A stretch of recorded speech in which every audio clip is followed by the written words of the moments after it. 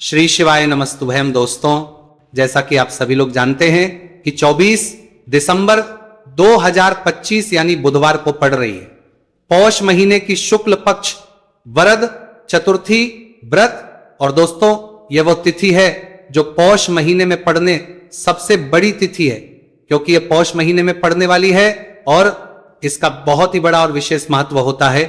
पूज्य गुरु जी ने कहा है कि अगर कभी भी मौका लग जाए और पौष महीने की चतुर्थी तिथि बुधवार को पड़ जाए तो आप लोगों को 7 हरा दूर्वा का उपाय तो अवश्य ही करना चाहिए। इन दोनों का संयोग बहुत ही कम आता है। इसी के साथ में गुरुजी ने अपनी शिव पुराण कथा में बताया है कि इस दिन आपको 7 दूर्वा का उपाय तो आपको अवश्य ही करना चाहिए, क्योंकि ऐसा दिन पूरे साल में सिर्फ एक ही बार आता है। और दोस्तों, आप सभी लोग जानते हो कि बुधवार का अगर सबसे बड़ा उपाय है तो वो 7 हरा दूर्वा वाला उपाय है। तो दोस्तों, इस बुधवार चतुर्थी तिथि के दिन आप लोगों को इस 7 हरा दूर्वा वाला उपाय को जरूर करना है। बहुत सारे लोग होंगे जिन लोगों ने इस उपाय को ना किया हो, मतलब पूरा साल निकल गया, उन्होंने किसी भी दिन इस 7 हरा दूर्वा वाला उपाय को ना किया हो।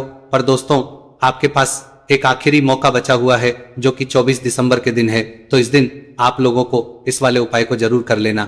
भले ही आपने पूरे महीने भर इस उपाय को ना किया हो, पर अगर आपने इस पौष महीने के बुधवार चतुर्थी तिथि के दिन अगर इस वाले उपाय को कर लिया तो आपको इस उपाय को करने का वो फल मिलेगा जिसकी आपने कभी कल्पना भी नहीं करी होगी। इसीलिए आप लोग इस वाले उपाय को एक बार जरूर कर लेना है, ताकि आप लोगों के हाथ से यह मौका ना जा सके और आपको इस उपाय को करने का फल मिल सके। दोस्तों, ये उपाय पंडित जी ने अपनी अभी ही शिव महापुराण की कथा में बताया है, जिस उपाय को आज हम आपको बहुत अच्छे से समझाने वाले हैं। इस वीडियो को देखने के बाद इस उपाय को समझने के लिए आपको कोई और वीडियो को देखने की जरूरत नहीं पड़ेगी। तो चलिए दोस्तों, उपाय को शुरू करते हैं। देखिए, ये इस पौष महीने के बुधवार चतुर्थी तिथि के दिन ये इतना खास होता है, इतना महत्वपूर्ण होता है। देखा गया है कभी कभी बड़े बड़े पूजा पाठ अनुष्ठान से जो मनोकामना पूर्ण नहीं होते, वह पौष महीने के बुधवार चतुर्थी तिथि के दिन एक छोटे से उपाय करने से ही आपकी मनोकामना पूर्ण हो जाती है।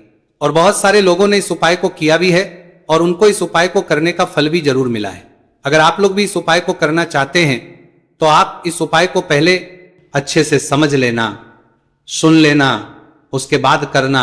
आपको इस उपाय का फल जरूर ही, और इस उपाय को कर लेने से आपके घर में चाहे किसी भी प्रकार की दुख और समस्या क्यों ना चल रही हो, आपको उसका कारण भी नहीं पता है कि भाई ये समस्या किस कारण से चल रही है, उसका कुछ भी कारण हो सकता है। जैसे इसे पितृदोष हो सकता है या किसी भी तरह का मंगल दोष भी हो सकता है। तो इस दिन आप लोगों को यह वाला उपाय कर लेना है।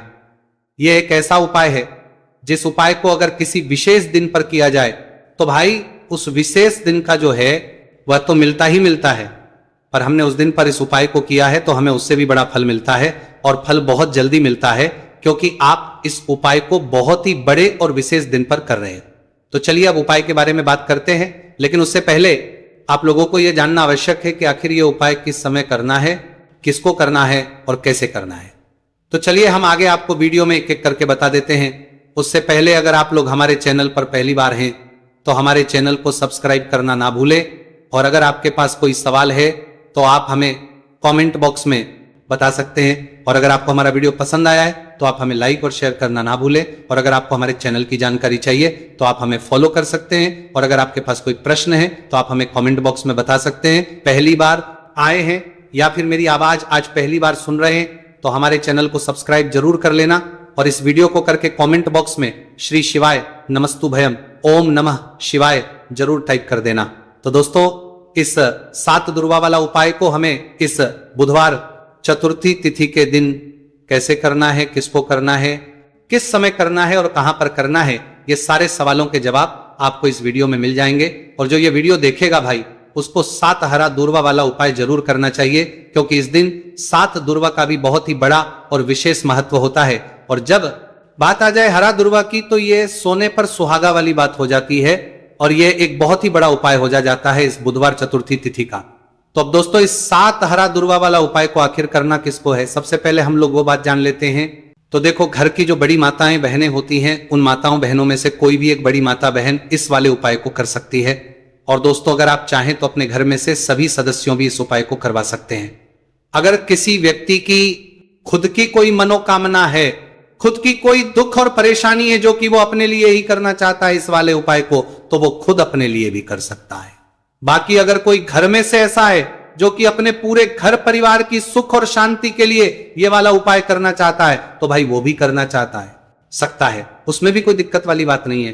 कहने का मतलब यह है कि इस उपाय को हर सदस्य भी कर सकता है और पूरे घर परिवार के सदस्य के लिए, घर की बड़ी माताओं बहनों में से कोई एक माता बहन भी कर सकती है।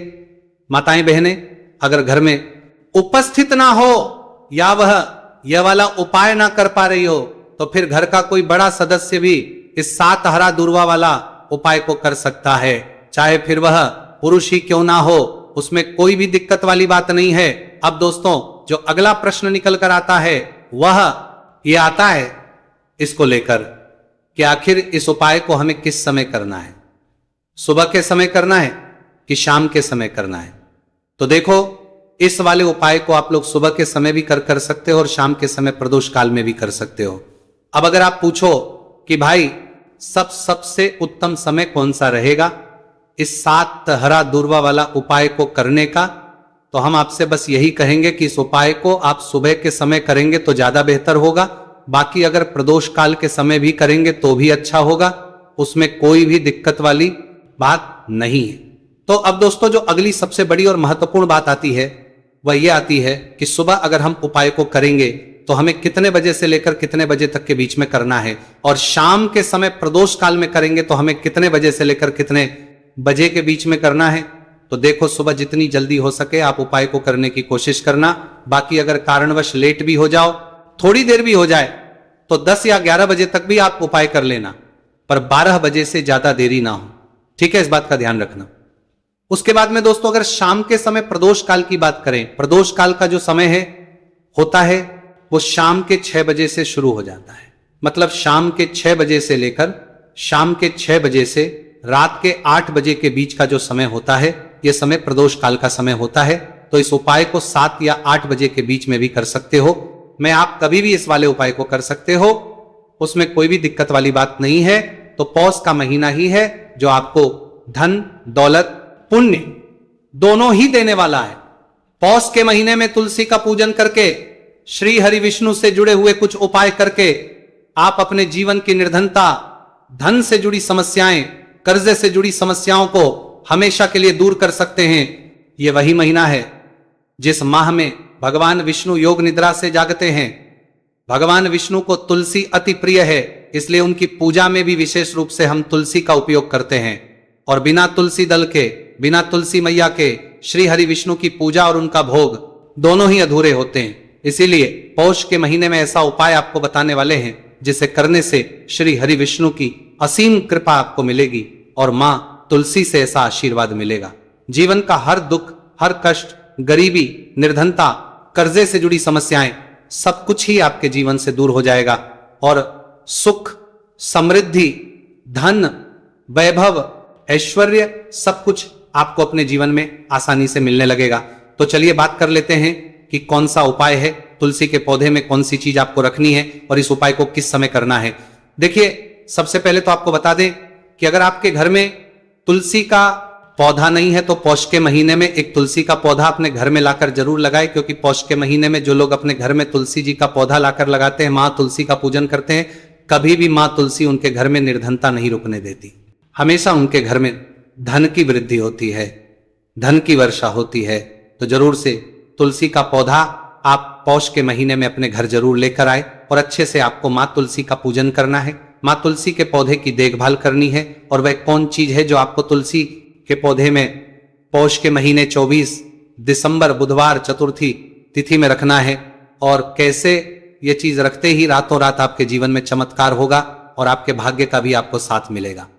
तो देखिए इस वीडियो में जितने भी उपाय हम आपको बताएंगे सभी उपाय सरल है। देखो गुरुजी ने कहा है कि बुधवार के दिन आपको 7 हरा दूर्वा वाला उपाय तो अवश्य ही करना चाहिए। वीडियो के अंतिम में आपको उपाय बताया है, आपको करना है। देखो आगे बढ़ने से पहले वीडियो को एक लाइक जरूर करें। देखो सबसे पहला उपाय, यदि आपके जीवन में कर्जा बहुत अधिक है, आपके जीवन में संकट बहुत अधिक रहते हैं, आपके ऊपर बहुत अधिक विपदा आ रही है, बार बार आपको अपने व्यापार में और अपने धन में हानि देखने को मिल रही है, यानी कि आपको प्रत्येक कार्य में हानि हो रही है, तो आपको यह उपाय करना चाहिए। इस उपाय को करने के लिए आपको दो चीजों की आवश्यकता होगी। सबसे पहले है, आप जानते हो, जो कि भगवान गणेश जी को समर्पित होती है, तो आपको वह हरा दूर्वा की आवश्यकता होगी। साथ ही में एक लोटा जल की आवश्यकता होगी। और आप जब भी उपाय को करें, जिस दिन भी आपको करें, तो आपको प्रातः कल सुबह वह करना है। इस बात का विशेष रूप से आपको ध्यान रखना है, ठीक है। तो आपको एक हरा दूर्वा लेनी है। अगर आधा हरा दूर्वा भी मिल जाती है तो भी कोई दिक्कत नहीं है, बस आपको हरा दूर्वा है। अगर ज्यादा ना मिले तो उस स्थान पर एक हरा दूर्वा भी ले सकते हैं। हरा दूर्वा आपको आसानी से कहानी पर भी मिल जाएगी।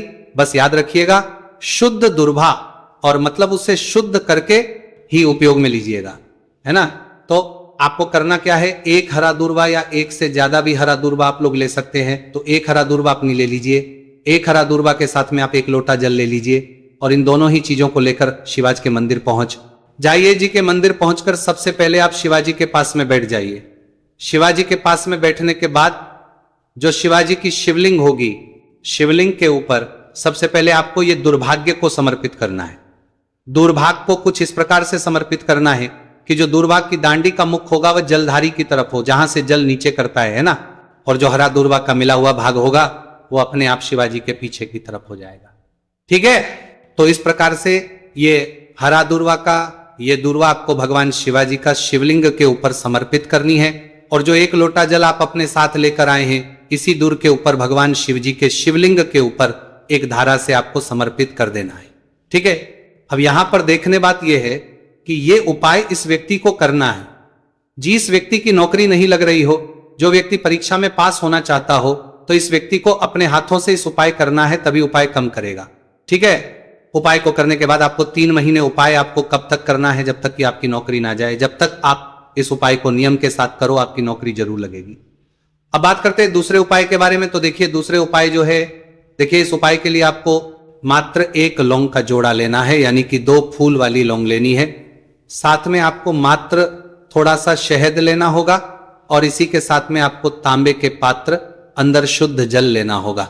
अब देखिए, इन सभी सामग्रियों को लेकर के आपको भगवान शिव के मंदिर में पहुंच जाना है। देखिए, ये उपाय आप सुबह से लेकर शाम तक कर सकते हैं। तो वह सबसे पहले तो आपके पास जो 2 फूल वाली लौंग है, उन्हें आपको शहद के अंदर अच्छे से डुबो है, यानी कि